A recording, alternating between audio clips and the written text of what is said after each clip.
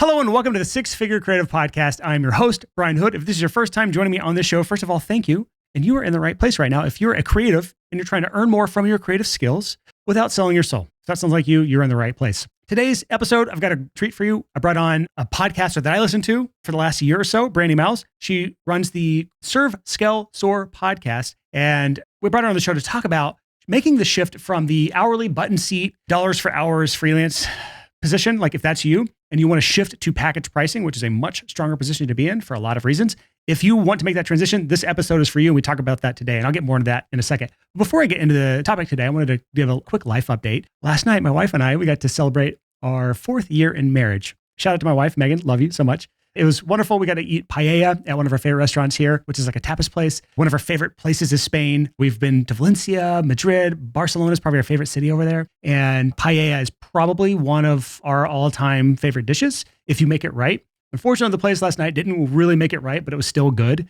Good paella takes a long time to make. And for any of my paella lovers out there, you know what I'm talking about. If you've never had paella, you probably won't have any good paella here in America because it's so hard to make. But if you're ever in Valencia, let me know and I'll tell you where to go for that. Anyways, 4 years of marriage with her. I've been with her for 8 years now altogether. We've been together since 2015. So I'm really enjoying the marriage thing. I highly recommend it if you find the right person. That's the big thing. Find the right person. So anyways, that's the personal update. Other than that, it's like early March right now. I'm in just like heads down work mode. First quarter of the year for me is always like busy because it's hit the ground running. Got a lot of projects I want to do. I just hired a business coach for a lot of money to help me with something that I'm struggling with. The team building side of things, I've just never been comfortable with hiring. I've never hired full-time people before. I'm finally making that transition. And I'll update our audience on that as that happens. But that's new for me. I've always been lone wolf, fly by the seat of my pants. I have a couple contractors here and there, which I love working with, but I've never done a full-time hire before. And I'm projected to make 2 or 3 full-time hires and some more part-time hires this year. I'll talk more about that as it happens. But that's why I'm like super busy head down right now. It's just one of those busy seasons in my life. But anyways, you're here not for that or me. You're here for the topic that you saw on the episode today, which is shifting from hourly to package pricing and whatever variation of the title that I decided to go with for that. I've been wanting to do a full episode on this for a while, and I figured I'd just do it solo. But then I saw Brandi Mowles, again, she's on the Serve Scale Soar Podcast, awesome podcast. And she had an episode somewhat recently where she talked about hourly versus package pricing. And the episode, she was very much on the package pricing side. So I thought I'd have her on the show and we talked through how to actually make that transition, not just one versus the other, although that's a good conversation to have. It kind of shifted more to why you should pick packaging, how to determine what goes into your packages, how to determine your pricing for your packages, what common mistakes to avoid when trying to package your services. How do you actually communicate this with past clients, with new clients? There's so many cool things that I think she brought up, especially the test period for those long-term projects so that you're not stuck in this long, horrible project. How to put guardrails in place. We all know there's clients where it takes so long to do something and we gave a flat price on something and it's an absolute nightmare. How do we avoid that? And because Brandi has a background in law, she has a good grasp on what to put in your contracts to make sure these things are all done in a way that's going to keep both parties happy. She's similar to me. She built a 6-figure kind of freelance service-based business, and then she shifted into the podcasting world. And she also has courses and coaching programs similar to what I do, or I have done in the past. I don't really do courses right now, but she's had thousands of customers come through, and she's seen a lot of different situations that come up when people try to make this shift from hourly to package pricing. So I thought she'd be the perfect person to come on here to talk about this today. So without further delay, here is my conversation with Brandi Mowles. Brandi, thank you so much for coming on the show today. I'm so excited to be here. Thank you so much for having me. I don't get to interview people that I've been listening to their podcasts for like the last year or so, but I actually found you January of last year, I think. Maybe it was the end of 2021 when I was actually researching the move over to ClickUp. We were looking to find a new project management system. And I was looking in Spotify because Spotify has a way better search for specific topical podcast episodes. If anyone doesn't know that, Apple Podcast sucks for searching for specific episodes. But I found you on Spotify searching for like ClickUp and love the episode you had. I switched over to ClickUp in 2022, beginning of that, and have not looked back. I love it. So thank you for that episode. And I've been listening to you ever since. So I'm glad to have you on the show. But for those who don't know who you are, don't follow you, or haven't listened to your podcast for the last year, kind of give people an idea of like what you do, who you do it for, just a little backstory or a short background on you. Yeah. So first and foremost, I'm a wife and a mom. I do have a podcast, Serve Scale Soar, where I help freelancers really scale their business with simplicity so they can create a life of possibility and choices. And success looks different to everyone. So we always lead with 10K months, but it's really about creating a life of choices. And I truly believe that we get a life of choices through revenue and profit. And so our businesses are set up to help us create the life that we really want to have. That's who I help, is those freelancers who are ready to just start, grow, and scale their business without having all the complicated business things that gurus tell us that we need to have, and massive agencies and low profit margins. I'm about keeping it simple so your life can be full. You and I kind of had similar trajectories where you started as a freelancer, you grew to six figures, you did that for a while, and then you jumped to the podcasting and consulting and coaching or courses side of things, which is always a really good, what I call like a graduation for freelancing. You kind of have to earn that to get to that point. The reason I like having people like you, and especially you, Brandi, on the show is because you have a unique perspective of looking inside of the businesses of hundreds or maybe thousands of freelancers. So you see a lot of different things going on and what works and what doesn't work. And when you have somebody who is just a successful freelancer and they've just done it their way, just one time, that one way might have worked for them, but it won't work for everyone else. So people like you get a really good perspective on what works at scale with a lot of people. And I think that simplicity is one of your core values as a teacher, as a freelancer, and just service provider yourself. And I love that about your approach to everything. So the topic I had chosen today with you that I think is a real fun topic that I heard you talk about on your show, and I wanted to bring to our audience, because I don't think we've really talked about this in depth, is for freelancers who struggle with package pricing versus hourly pricing. This is a huge debate, a huge topic of, it's not like some big argument between people, but it's something that people really struggle with making that decision, whether they should be a package service provider or a hourly.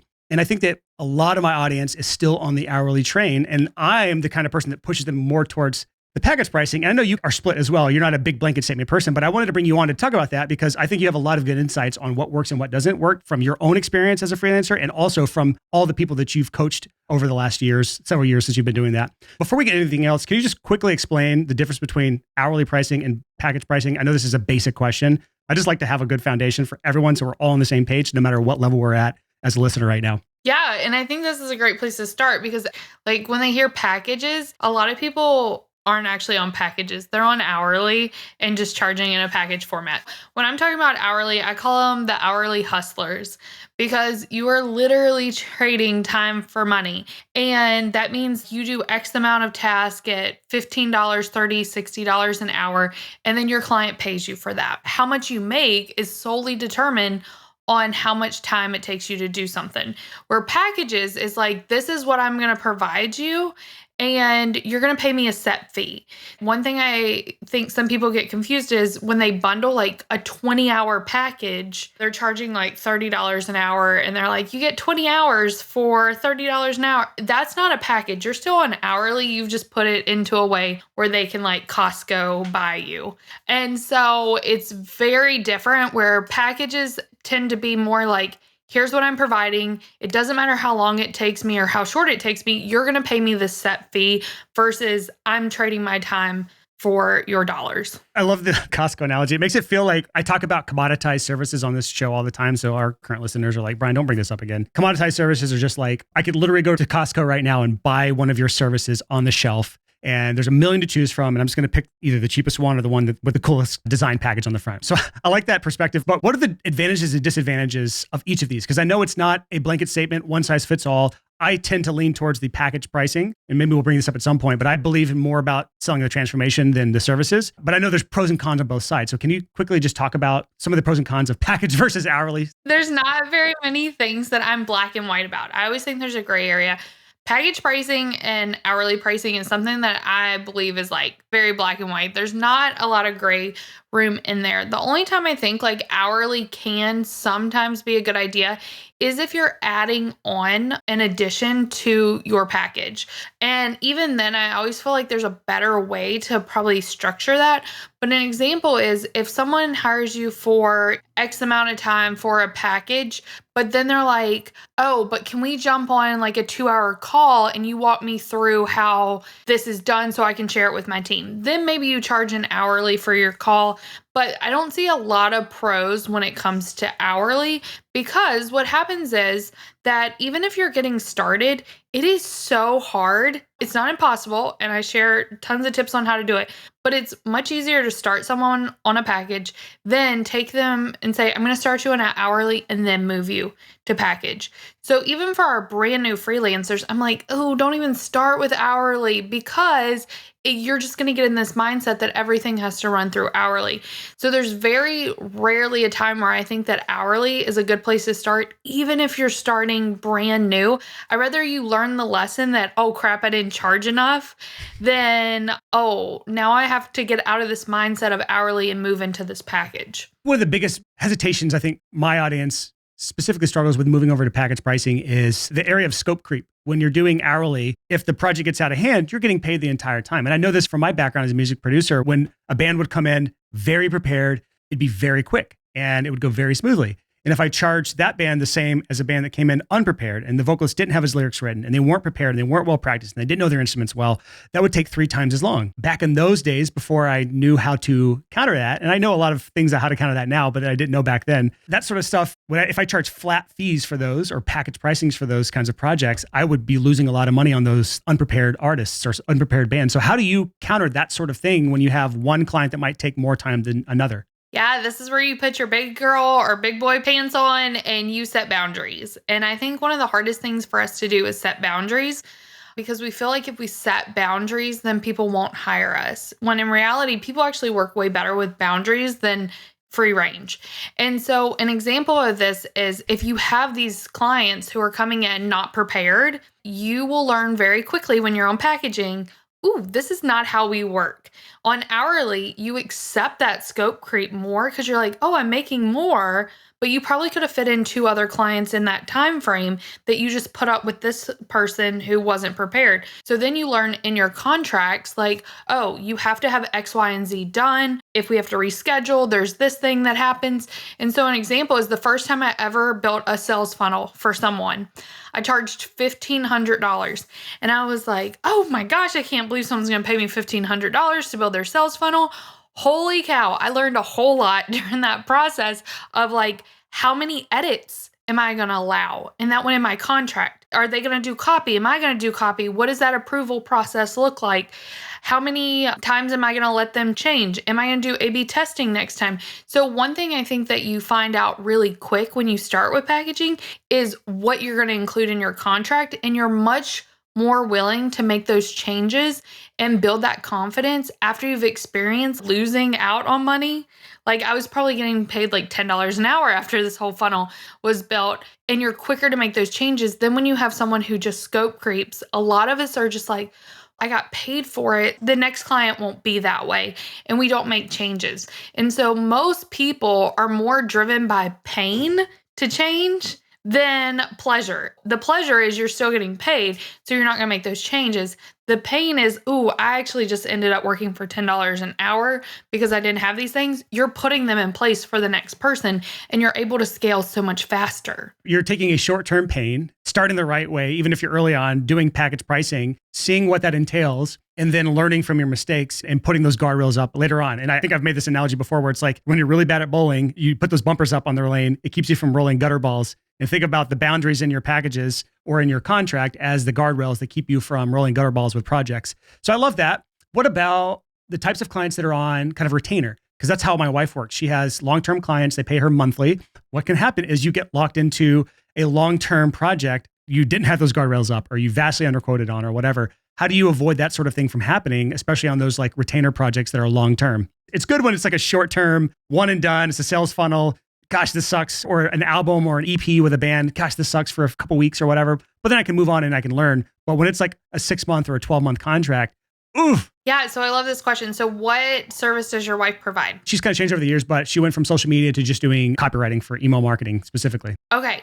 So one of the biggest guardrails you can put up, and one that I'm a big fan of, and this is because I went to law school, so I'm always thinking like from a legal mind and all of that. First, whenever I work with a client and it's a retainer client, it's always a 30-day contract. And what this does is position one, it takes away a lot of the pressure that people have with working with freelancers, because a lot of times people have been burdened in the past. They don't want to spend that much money. So I always position our first 30 days together as like our trust phase. We're going to get to know each other, make sure we're a good fit. And then I even tell them after this 30 days, we're going to move to a 3 or 6 month contract. But during that 30 days, I say, this is a chance to make sure like you're a good fit to work with me and I'm a good fit to work with you. So when we get to the end, if you're not happy, then we can just cut ties. But it also works for me. If I don't think we're a good fit, I can cut ties too. And I say that doesn't usually happen, but this is like our dating period. And then after that, we'll sign a 3 or 6 month contract. In that 30 days, you usually learn a lot about what it's like to work with a client. You're going to pick up on like what their weaknesses are as a client, what their red flags are. So then when you go to sign the contract for 3 or 6 months, I never like doing more than 6 months only because life changes, our business changes, we pivot. I just don't like to be locked in more than 6 months.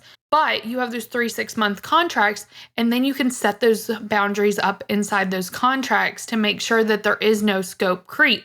Also, the nice thing about doing 3 and 6 month contract is because once you get to the end of those, before they sign a new one, it's time for you to reevaluate your prices. Are you going to keep them at the same price, or is it time to move them up to a higher price point? That's great. I love the test period. I don't think she's done that with her clients. Makes a ton of sense. And especially if you're collecting an onboarding fee on top of that, they're more likely to move forward if they're happy. You still have an out after 30 days. You've been paid for the onboarding and the first month. And if you're happy and you don't have to really make any adjustments, it's a win for everybody. You just continue on. If it sucked, you can make adjustments or you can back out. I love that. That's actually a really good idea. And I'm actually going to take that and run with it for one of my things.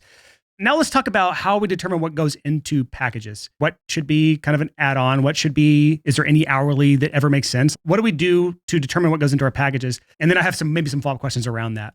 Yeah, so inside my membership, I teach package hacking. This is like my signature process for coming up with pricing when you're just getting started. Now, this isn't necessarily for someone who's been doing this for time and time again. We can find other ways to raise your price besides doing this. But this is someone who's either pivoting to a new service, or they're just getting started with the service, or they're on hourly and need to move to package. So package hacking is when we're going to like start doing some research. We're going to get on Instagram. We're going to get in Facebook groups. We're going to get on Google, and we're going to type in whatever service that we're providing. So if you're a web designer, you can start typing in Instagram, web designer, or in Facebook groups, web designer, Google, web designer, and you'll start to see people who are ranking on Google. Those are always good ones. You'll be able to go to Instagram and see people who have a good amount of followers that have good engagement. People are leaving reviews. Facebook groups, I love to do this because you can see who recommends them. Like if someone's like, I'm looking for a web designer, then you see where people start tagging and you're like, oh, okay, these people have clients, they're crushing it. And you're going to go to their websites. Sometimes they'll have their pricing, sometimes they won't, but you're going to start to see what they include in their packages. Very rarely is someone like absolutely crushing it. Are they on hourly? Sometimes that'll happen, but you're going to go through and start collecting this data. Like, what is this person? What kind of offers do they have? And you're going to do this for 10 to 20 people. And you're going to start to like copy and paste what they have into a document. And then you can go through and be like, oh, I really like this. I don't want to do that. And you can kind of modify it and create yours, but you're seeing what other people are including or not including in their packaging and what their prices are. So then with the prices, if you're just starting out, you're probably not going to be the highest priced, and you sure as heck never want to be the lowest. You do not want to be the Walmart of your industry. It's where can we meet in this middle where the market's already said, we're paying this price. Start there, and then we can raise your prices after each client testimonial, social proof that you get. But it gives you like a really clear, like, okay, this is what the market's already paying. This is what other people are offering. And this is how I want to structure mine. I love that. Package hacking.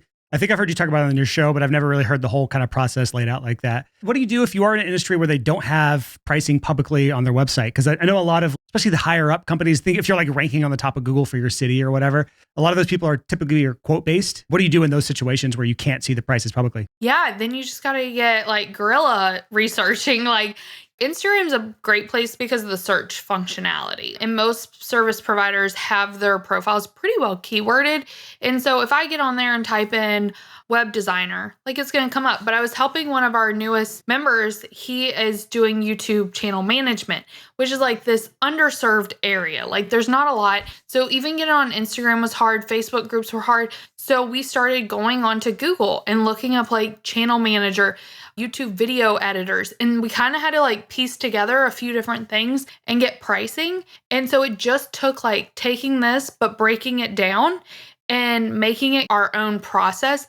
You just have to get creative, but you will find prices. Either way, you have a starting point. This is not perfect. If a year into your business, you're still doing the exact same pricing and packaging that you started with, then you've probably messed up somewhere. One other thing that we've talked about on the show before is sometimes if you are undercharging early on because you misdid something, you can think of that as a marketing budget. The difference between what you charged and what you should have charged, there's a goodwill element in that as well, that your client knows that they got a really good deal. They're really happy with the quality that you gave them. You're probably not going to make that mistake again, but that's a really good marketing budget type of thing because that client's now going to send more clients to you. Now, they may be low budget clients. They may not be the best clients. There is some good side of undercharging sometimes early on, and it's not all negative stuff. But how many packages should you have? Is there an optimum number of different packages? I'm a big fan of no more than 3. And 3 is only because then they're probably going to pick the middle one.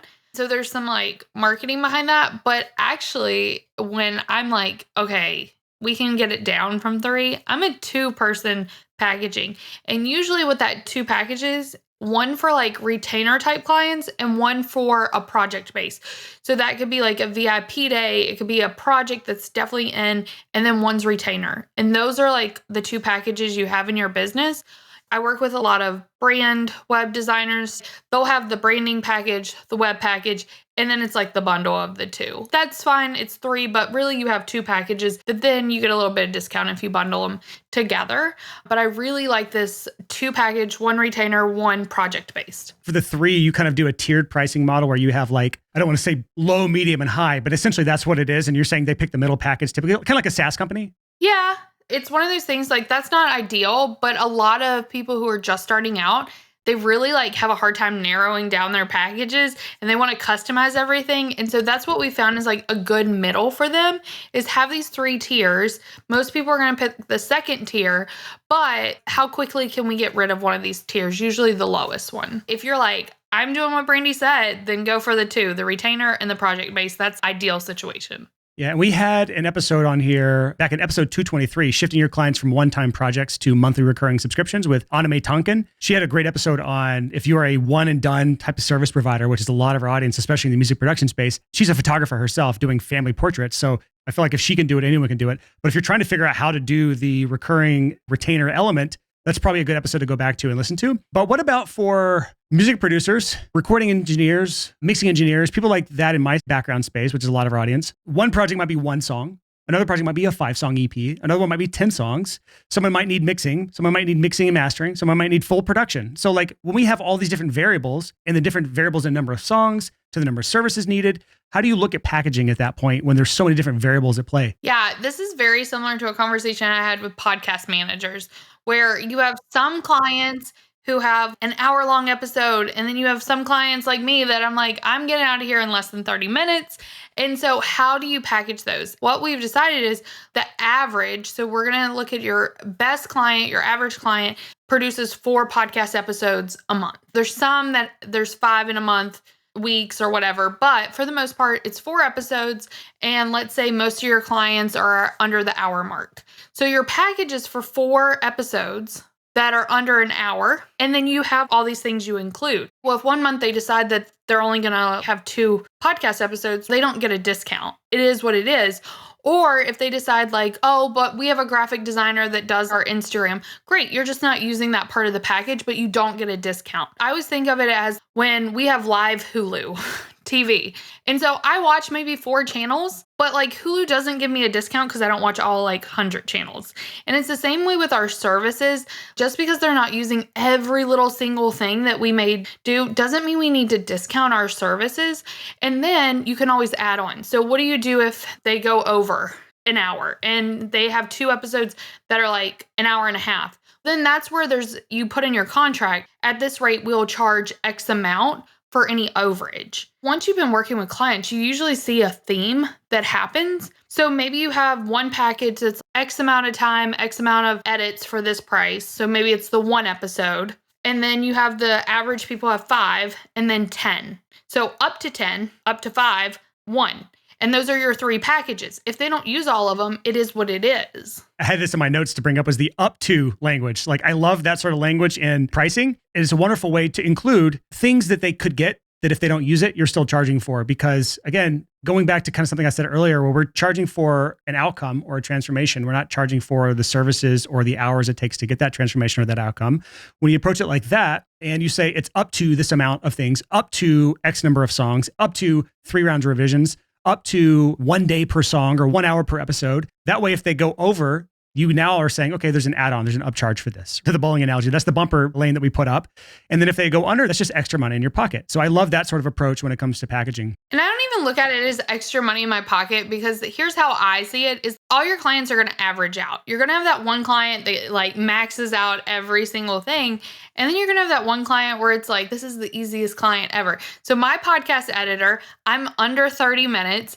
If I record, there's no editing. The intro, the outro, and then like fix the audio a little, and that's it. There's not a lot of editing. But then she has other clients that it's like a ton of editing. So I don't see it as extra money in your pocket. I just see like, it's all going to even out. If you read the book, The Pumpkin Plan by Michael Michalowicz, he talks about how to prune your pumpkin patch so that the only clients you have left are those dream clients. Whereas Leland's going to now hit up Brandi and say, Brandi, can I edit your podcast, please? So I can fire Brian and all his heavily edited shows.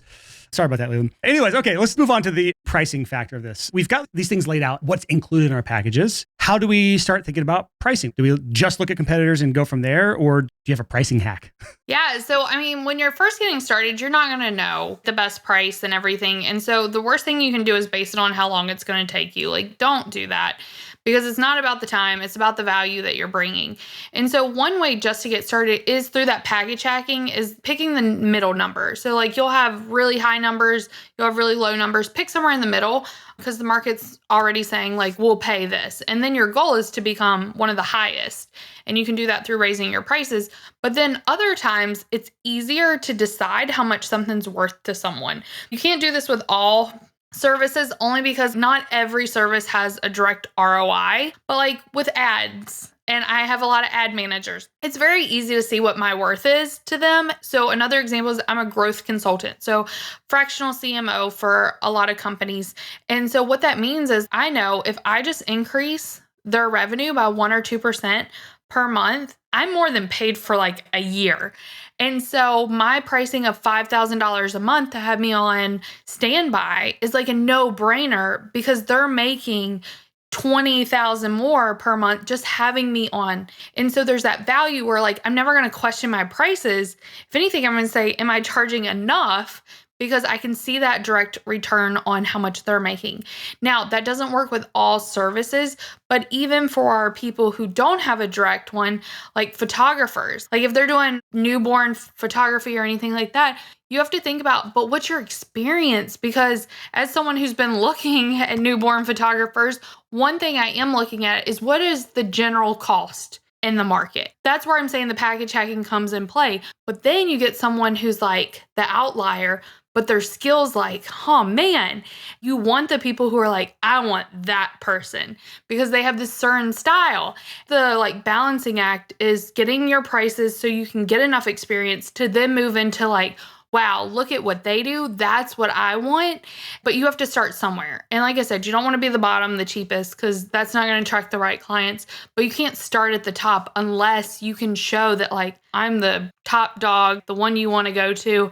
And that comes with time, skill, practice, and testimonials. So you have to get work first. Gosh, there's a lot to talk about in that, but starting at the top is difficult unless you have, maybe you're coming out of a corporate background and you had a lot of experience and you can kind of just hit the ground running from the very get-go. And if you listen back to episode 207, we had Michael Janda on the show, the background of working with like ABC and Disney and a lot of like big companies. And so when he came out swinging, he made 6 figures his first year as a freelancer. So it's a bit different. But I love your approach of value-based pricing and your thoughts around that. And when your service is really closely tied to the bottom line, or your service is really closely tied to where the money flows, which ads, the money's flowing right through ads. When you're doing things like a fractional CMO or fractional chief marketing officer, that is really closely tied to the money, because the person who's in charge of the marketing for a company is in charge of getting more customers, more money, more clients, whatever the company does. So it's really closely associated with that. But I also think there's a lot of value when you look at things that are priceless. You said you're like 2 weeks away from having a new baby, which congratulations on that. So now you're looking for newborn photographers. And I love when you can put yourself in the position of hiring freelancers as somebody who is a service provider or a coach or a freelancer yourself, where you start to look at what does it look like from the other side where you're the one buying, and how there's certain things that you do well. You have disposable income to some extent. I've read enough on your website to know that, because you said you like your bank account like you like your tacos stuffed or something like that. Loaded. Loaded. Yeah. I love that phrasing. So when you're looking at that and you have disposable income, now you're looking at the top of the market. What do they have that these other people don't have? And how do they separate themselves from these people that are just charging the same average fee as everyone else? What do these other people do to differentiate from these other kind of like button seat photographers? And you've probably start to spot those sorts of things. So it's cool to see how that can play out and how different budgets can attract different people. And I will say also the higher end clients, and I hate calling them higher end clients, but like I did a poll with a bunch of friends and I was like, is money most important to you or time? And we all said time. At a certain point, like money stops becoming like the most precious thing to people and it changes to time. So even these services that are like OBM, so online business managers or assistants or things like that that save time, even if we think about a podcast manager. I love my podcast manager because she saves me time. I don't have to do anything. I record and that's it. She takes care of everything else. So even though like we could technically track how much revenue the podcast brings in, I'm totally fine paying her what I pay her because she saves me time and I know we wouldn't have the podcast without her. So there's also this like invisible ROI of time. Like how much time are you saving someone? And with the photographer, what are these memories that I'm willing to pay for? How much is that worth to me? And those aren't things that you can necessarily put a price on, but you can put an emotion to, you can put a time to. And so just because you're not directly tied to someone's ROI doesn't mean you can't have a premium price. Even web designers, if a really great website converts, holy cow, like they're going to see that money. And it may not be as instant as like a funnel builder, but websites bring in money. They attract a different clientele. And so knowing like your value, your expertise has other things besides money tied to it. Yeah. And I think you brought up an important point there is the higher up you get in the market, as far as the budgets involved with the clients you work with, the more they value time over money. And when you have clients that have more money than time, you're in a really good spot as a freelancer. The mistake I see a lot of my audience, especially in the music production space, unfortunately, is that you have more clients that have more time than money. So in that case, they want to do as much as they can themselves. They want to record themselves and they just want to hire somebody else to mix it or master it. So it gets really difficult in a market like that where you're not working with serious people who have very little time, but lots of money. I always say like, you have to find the balance for you. Everyone's different. Some people are more creatively driven and they just want to be in a market where they're just really passionate about it. And some people are like, I've got kids, I've got mouths to feed, I got to make money. So in that case, as a freelancer, as a creative, you find the markets where people have more money than time. But what are some common mistakes you see when people are trying to shift over to packages from the hourly kind of rat race? Yeah, so they still base their package pricing on how long it takes them. And the thing is like our air conditions stopped working and we live in Florida. Even though it's February, it's 85 degrees here. It's supposed to be 90. Getting that air condition fixed, especially 9 months pregnant, is really, really important. With that being said, like he was here for like 15 minutes and I don't even want to know how much we probably paid for it. But like, I didn't question like, oh, he was only here for 15 minutes, so I should only have to pay X amount. He fixed the problem. I'm good. I don't care because I'm paying for his expertise, not for how long it took him. And so one of the biggest mistakes is even when you move to packages, you're still like in the mindset of, okay, I've been doing this. It takes me X amount of hours to do it. So that's how I'm going to price. But what you're forgetting is all that time that it took you to become an expert in what you do. And you're not taking that into account. And the other thing you're not taking into account is because you do something really good and really fast, doesn't mean if it took them the same amount of time to do it. Me editing a podcast, I could do it. I have the script. I could like go in there and clip some things out, but it would take me much longer to do it than it would my podcast editor. You're not giving yourself enough credit. The fact that you're good at this, you can get in there. I get in there and set up ads in like 30 minutes where it would take someone else like 30 days to get in there and set up the same campaign.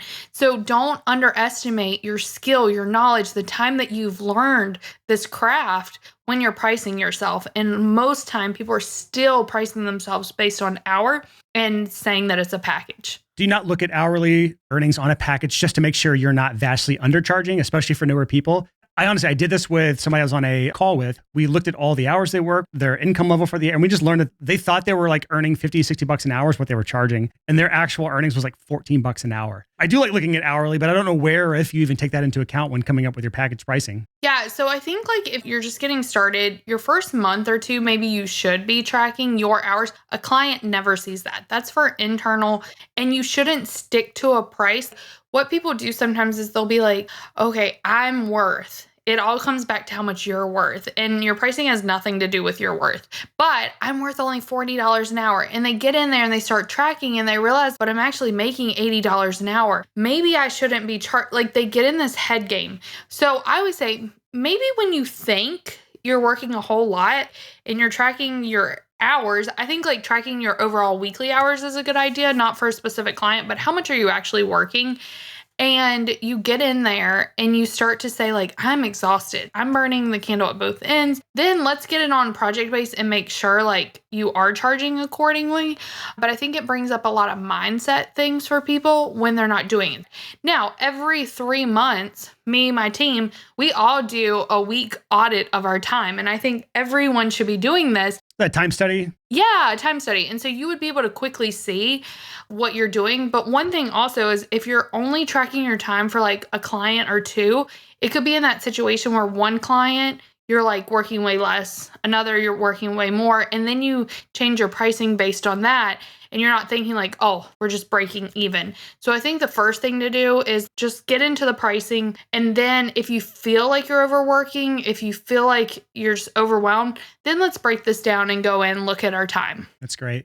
For people that are trying to move old clients onto this new package pricing, how do you approach that with your clients, especially the old clients? Or if you've never sold a package pricing before, you've always done like a day rate or an hourly rate. How do we get on our next like sales call or with the next client and communicate packages to them in a way that makes sense? Yeah, the first thing is if you have contracts, it makes this conversation way easier.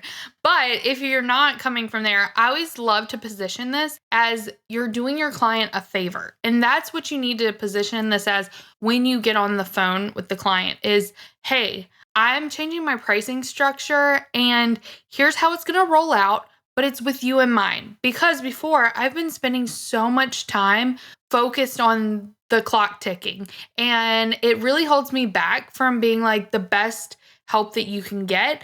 And my goal is for us to X, Y, and Z, whatever their transformation is. I can do that better with this new package pricing that we're going to present. And it's also amazing for you because you're going to know exactly each month how much you're paying me. And so once you position it as I'm going to be able to show up and serve you better, you're still going to get the results that you've been getting. And you're going to know exactly how much is coming out of your bank account. That's really valuable to businesses who are projecting, and especially ones that really focus on cash flow and what cash is coming in, what's coming out. So when we position it as this is all about you and helping you and letting me be the best service provider I can be, it changes the conversation. Yeah, this is a very similar approach to when I moved to package pricing, when I finally got smart, probably 2015, I think. And I started telling the artist that I was working with that I was charging a flat fee per song was how I kind of positioned it and priced it. And I did a lot of up to terminology where it was like up to X amount of days per song or up to, whatever, so that there was some clear guardrails in place. And the thing that I think they loved most about it was because I could position it in a way that was a benefit to them. So you know exactly how much this is going to cost you versus when you show up to the studio, they're charging you dollars per hour. And that engineer is probably going to drag it out as long as possible. You have no idea how much it's going to cost at the end of the day. You may be $6,000, $10,000 into this and still not even be halfway through the project. And then you have to figure out what are you going to do with this half completed project and no money left over. So it was a really easy transition for me. What do you do when clients try to negotiate when it comes to, especially package pricing, especially retainer things that are long-term ongoing? Like, do you budget all? Do you just say, no, this is the price? It depends on how much increase it's going to be. So like we can't come at someone that's been paying $1,000 a month and be like, my new packages are $3,000. That's not going to go over well. What I always say is I know that this is going to be a jump in how much you've been paying me. And this is where my prices are going. This is where they're at for any new client. I'm so grateful for you giving me a chance before my prices were this high. So what we can do is sign a 3-month contract, and we're going to go up to, like, if they're at 1,000, maybe you go up to 1,500, 2,000 or whatever, and say after those 3 months, then we will need to jump up to the 3,000. But I want to give you that buffer time so it's not such a shock. And then they're either a yes or they're a no. You let them go or you keep them.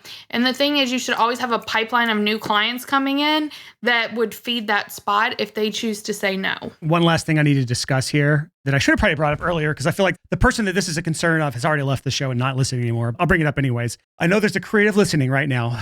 They're still listening to the show and they're hearing all this and they say, yes, this makes a lot of sense logically, but it crushes my soul to have a cookie cutter approach with my clients. I am such a unique and individual person, and there's no way that you could put all that contains me into 1 or 2 packages because I'm such a unique special snowflake. How do you approach that with somebody who has that kind of mindset? Maybe they can't be changed, and maybe it's true either way, but what do you do to approach that type of mindset? Oh, my customizing Chelsea's. Is that your avatar name for them? We have a whole pricing persona, and this would be my customizing Chelsea. And I have heard it all from everyone.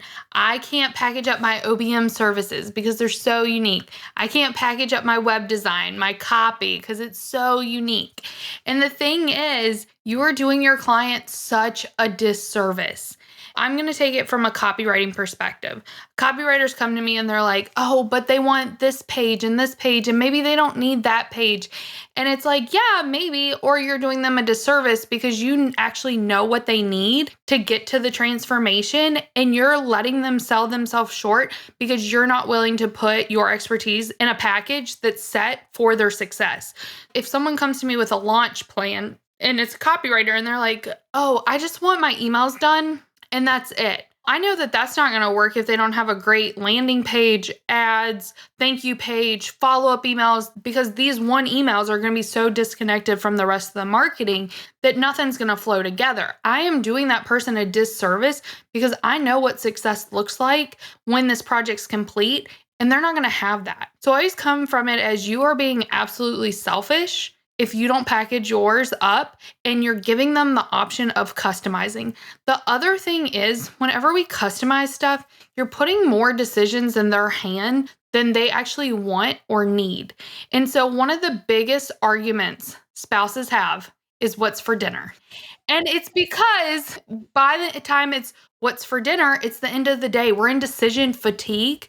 And so we can't make decisions. Our brains are trying to preserve itself. So the more decisions you give to clients, the less likely they're going to make decisions that are going to get them the results they want, or they're just going to not make decisions at all. So by having these set plans, you're making the decisions for them, which business owners really appreciate because they're making decisions all day long.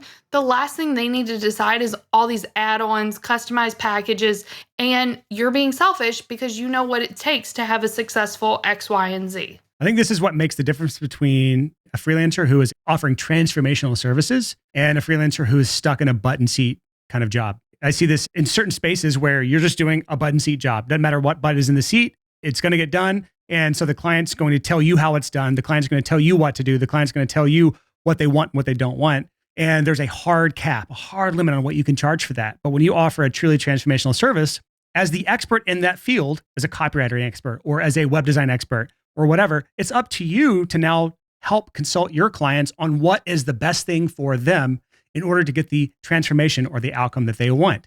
And when you know that and you can consult your client on that, you're able to then sell them what they need, not what they want. And that's a huge thing I see, especially as a business coach myself, where I help with client acquisition.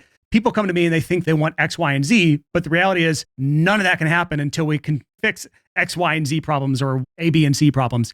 So I see this in my space. I see this in my client spaces. I'm sure you see this all over the place, becoming the expert in your niche of helping your client get what they want and knowing all the things that come along with that so that you consult them and guide them to the services that they need to have. And that makes you a more valuable freelancer and much more indispensable. So is there anything else related to this subject that's worth mentioning before we wrap this conversation up?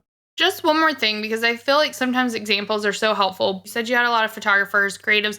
The transformation is not to have a bunch of family photos taken. It's to have those family photos up on the wall where like people can see them. I am so good at hiring photographers to take a bunch of photos that sit in my Dropbox.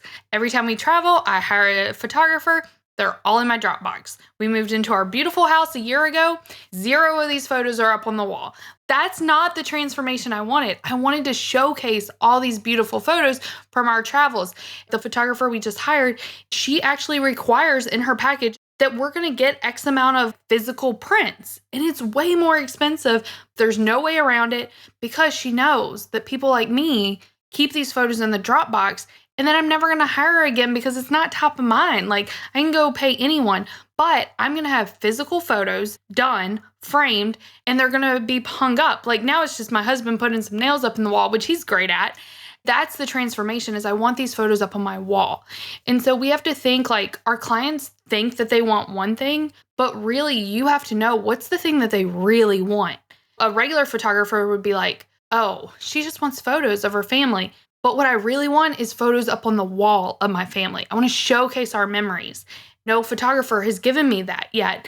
And now we'll have one that does. I love that example because anyone who's ever tried to frame a photo knows how big of a pain that is to like get the measurements and then order the frame and then it didn't fit. So you got to send it back and get another one and get it framed. And you realize I actually want a little bit of white space on the outside. So I'm going to get a third frame and I'm going to try it again. And then I'm going to hang on the wall. And then I'm going to realize I got 10 more of these to do. And I don't want to do this. So when you are a photographer and you know your client has more money than time, then you can start putting these add-ons, not even add-ons, they're part of the package because that's what you truly want at the end of the day. So I love that example. It's a really good thing to end on there. So Brandi, I want you to think of this and then I want you to answer a question. All right. First thing, what was your favorite place to travel that you and your husband have been to? And next, where can our audience go to connect with you and learn more about you, or where do you want to send our audience? I have 2 places for you. One is the Serve Scale Soar podcast. We drop a new episode every single Tuesday. I think we're about to hit 200, 300 episodes. I don't know. You're in the 180s right now. So 200. So we've been doing this for 4 years, never missed an episode. Super proud of that. That's because I have a freelancer that does all this work for me. Serve Scale Soar Podcast. And then we have a free training for you, servescalesoar.com/10K. So 10K. And that'll take you to my free training on how to scale to consistent 10K months without hiring a team or creating a course. So it's really about how to get your business simplified and scalable in a way that doesn't require a ton of overhead cost or all the extras that everyone teaches you. That's the best places to find me. Perfect. Thank you so much. So now you can answer the question. What was your favorite place that you and your husband have traveled to over the years? Okay. So if we're going to do my husband and I, because that's different if you ask me my family. You got to answer both now. I need to know both. Okay. So the best place my husband and I travel, and we go several times, is Sedona. So in Arizona, not California. That's Sonoma. So people get those two confused. Sedona, Arizona. We like the woo. We like to hike. Is that where James Wedmore lives? Yeah, so he lives there. We've been going before that. I like outdoorsy stuff. So like we do the 4-wheeling, get all dirty and stuff. So I just love the energy there. I love the food. Like I've ate all over the country. My favorite restaurant is in Sedona, Mariposa. You would be like in the middle of a desert. Yes, it's so good. So that's our favorite place as spouses to travel. We don't take our child there. And then you're probably going to guess this one. Our favorite place to travel as a family is Disney World, which we go at least once a month. We just love the experiences, the memories. We love staying at the resorts. That's like living our best life. I was about to say once a month, but I forgot you're in Florida, right? Yeah. So I'm only an hour and 45 minutes. So like tomorrow, after my last call for the day, we leave and we go for 4 nights, 5 days, and we'll hit up all the parks, do the resorts, the pools, the food. We just love Disney. I've only been one time. It was in 2017. I wrote down Sedona, and then Mariposa is the place that you said is your favorite restaurant, because my wife and I love eating at awesome restaurants when we're traveling. And we've been looking at Sedona, actually, and not Sonoma, I think is what you said, in California. Yeah, that's in California. That's wine country. Well, thank you so much for coming on here, Brandi. I love the advice you gave, and I hope people go and at least check out your podcast, if not your free masterclass or workshop. Yeah, masterclass. Thank you.